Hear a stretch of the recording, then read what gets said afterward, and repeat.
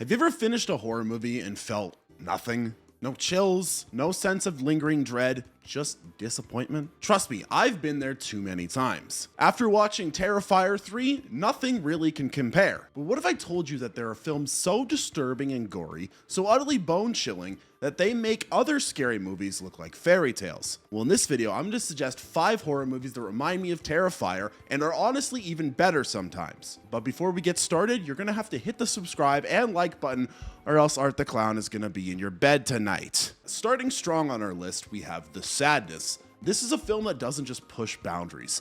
It obliterates them with a smiling grin. Imagine waking up to a world where a virus doesn't just make people sick, but turns them into deranged maniacs hell-bent on inflicting pain in the most gross ways possible. Welcome to The Sadness, where your neighbors become your worst nightmare overnight. Honestly, they kinda already are. The Sadness takes gore to a whole new level. Think Terrifier multiplied by 5 and then some. The film is a relentless parade of hyper-realistic bloodshed and creative carnage that doesn't flinch for a second. The practical effects are so disturbingly convincing that you'll probably find yourself questioning how they got away with filming some of these scenes. This isn't just about splatter for the sake of shock, it's about invoking a visceral, almost physical reaction out of the viewer. The brutality is so intense that it leaves a lingering sense of unease. It's one thing to watch a horror movie, it's another to feel like you've survived one. For an example, there's a scene set in a hospital that's so chaotic and gruesome, it makes the one scene from Terrifier everyone talks about look like a leisurely stroll.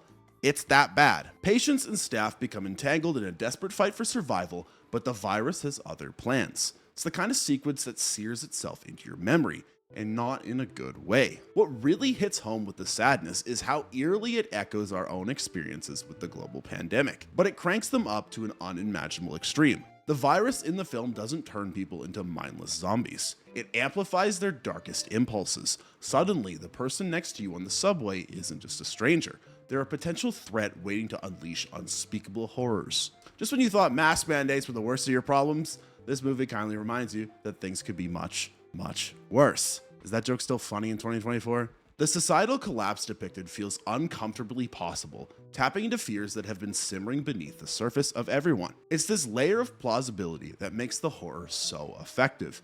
It feels like staring into a funhouse mirror that's distorted just enough to unsettle you. But The Sadness doesn't just aim to shock with its visual gore. It delves into psychological horror that gets under your skin. The film exposes how thin the veneer of civilization really is and poses unsettling questions about human nature when all societal norms are stripped away. By combining relentless physical horror with psychological dread, The Sadness ensures that the fear isn't left behind in the theater. It lingers, making you ponder uncomfortably what-if scenarios long after you step back into the daylight. Now, if The Sadness made you reconsider your morning commute, just wait until my next pick brings back a familiar face that loves turning laughter into screams. Does anyone have a clown phobia? Because we need to talk about All Hallows Eve. This is the very first feature-length film that Art the Clown appeared in. It's an anthology horror flick that stitches together 3 unsettling tales. Let's be honest, it's actually 2. The middle one is very bad, but the other 2 are great. All threaded together by the sinister antics of Art himself. It's like getting multiple nightmares for the price of one. That's why I love anthology series so much. The strongest pull of All Hallows Eve is witnessing the origin of Art the Clown. Before he was hacking his way through Terrifier, Art was already honing his craft of inducing sheer panic. Here he doesn't just stalk his victims, he shows a lot of supernatural tendencies that hint at a darker, more ominous force at play. For an example, there's a scene where Art seems to defy the very laws of physics, appearing where he logically shouldn't be. It's the kind of moment that makes you side-eye every shadow in your room. What sets this film apart is its willingness to cross lines that most horror movies tiptoe around. Everyone made a big deal about Terrifier 3 when Art did the Christmas scene with the kids around it. Well, this was happening all the way back in the late 2000s with All Hallows Eve. This franchise has already touched that very dark topic. This film doesn't shy away from exploring taboo themes, which amplifies the overall sense of unease. It's more disturbing than you'd expect. And that's saying something considering it's art we're dealing with. It's the cinematic equivalent of a drawn-out jump scare that you know is coming but can't avoid. Example, in one segment, a woman alone at a gas station experiences a series of unnerving events that escalate slowly. Every flickering light and distant sound is a reminder that horror could be coming closer. And by the time Art makes his grand appearance by getting kicked out by the gas station clerk, you're already teetering on the edge. And honestly, I'd say that this movie is even more scary than the first two Terrifier movies. You get all the crazy gore effects, but you also get an added layer of suspense, which leads to much more scary moments. If All Hallows Eve made you second guess pressing play on mysterious tapes, then Hatchet will have you rethinking swamp tours and anything labeled off the beaten path. Released back in 2006, Hatchet is like discovering a hidden gem that predates Terrifier, but brings the same level of over-the-top mayhem. Think of it as one of the original blueprints for modern grindhouse horror. A group of unsuspecting tourists trapped in a swamp with a legend that wields, you guessed it, Hatchet. The crown jewel of Hatchet is undoubtedly its commitment to practical effects that are as gruesome as they are creative. We're talking about kill scenes that would make even Art the Clown nod in approval. The film doesn't rely on any CGI. Instead, it offers a tactile, visceral experience that pulls no punches, literally and figuratively. For an example, there's a scene where our killer, Victor Crowley, introduces someone's face to a belt sander. It's the kind of inventive brutality that leaves a lasting impression and possibly a queasy stomach. Hatchet also pays homage to the slasher films of the 80s, but cranks everything up to 11. It embraces the familiar setup. A group of people isolated in a dangerous environment with a relentless killer, but injects fresh energy into the formula. For example, Victor Crowley, the film's antagonist, isn't just another masked killer. He's a vengeful spirit with a tragic backstory, adding a supernatural element that elevates him from a mere madman to a legend of the swamp, like Shrek. Like the video if you like Shrek. But if you thought swamps and hatchets were a deadly mix, wait until you take a wrong turn into our next movie. Trust me, road trips will never feel the same again after watching this. Wrong Turn kicks off with a simple enough premise. A group of friends embark on a road trip through West Virginia's backroads, only to end up stranded in the middle of nowhere after, you guessed it, taking a wrong turn. What they don't realize is that they've just wandered into a remote territory inhabited by deformed cannibalistic mountain men with a flair for brutal hospitality. The strongest element of Wrong Turn lies in its relentless tension and survival aspects.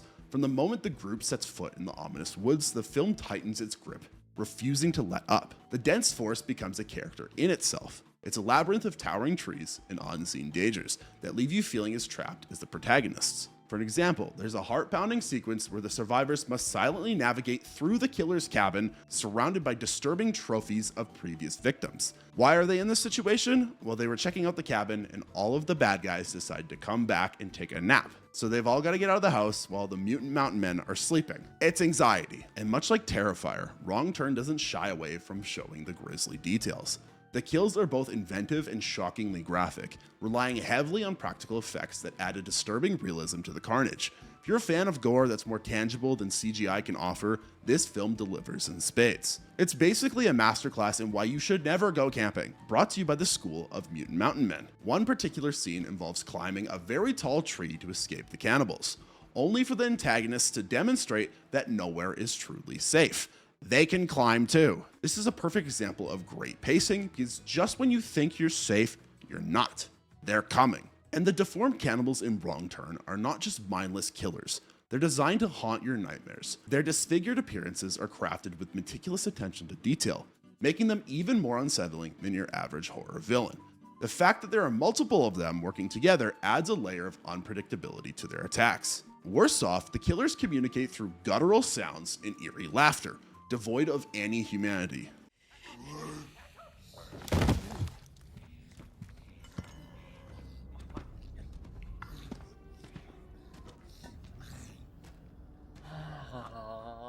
This mirrors Art the Clown and how they don't really communicate in a way that is able to be understood. But the worst thing is, if Wrong Turn is going to make you second guess every back road you drive down, then House of a Thousand Corpses will have you swearing off road trips and never going to a gas station again. Rob Zombie's House of a Thousand Corpses is a wild ride into the heart of madness that I admittedly avoided for far too long. I thought it'd just be another basic, boring, run-of-the-mill slasher. Spoiler alert, I was dead wrong. It is anything but that. The film takes the classic Lost Travelers meet deranged family trope and injects it with a heavy dose of adrenaline-fueled insanity. The most striking aspect of this movie is the sheer creativity of its horror. The kills aren't just brutal, they're disturbingly imaginative. It's like a 4-year-old who was coloring in a book went psycho. The practical effects are top-notch. bringing to life some of the most gross and memorable scenes in horror cinema. Have you ever seen someone get turned into a human mermaid? Yeah, me neither, until I watched this movie. One unlucky character undergoes a transformation that's just gross. It's something that you cannot get out of your mind after seeing it. The film doesn't really even rely on jump scares. Instead, it builds horror through twisted art forms and macabre displays that showcase the deranged minds of the antagonists.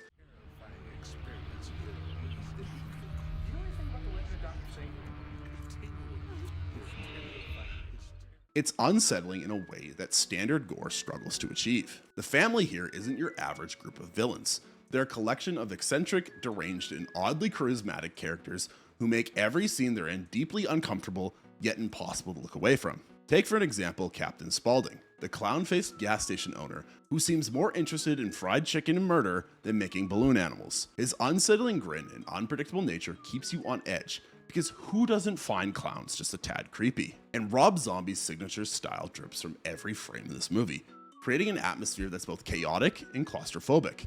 The use of saturated colors, quick cuts, and surreal imagery plunges you into a nightmarish world where the rules of reality don't apply.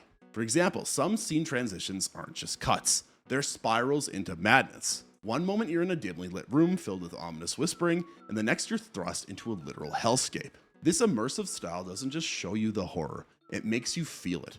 The visceral cinematography pulls you into the family's twisted reality, making every disturbing moment hit that much harder. But if you found House of a Thousand Corpses scary, you're gonna love what I have in store for you next. I've actually made a giant hour-long video breaking down and suggesting 15 different horror movies that are deeply scary. So why don't you like and subscribe and click the video on screen now to go over and watch it.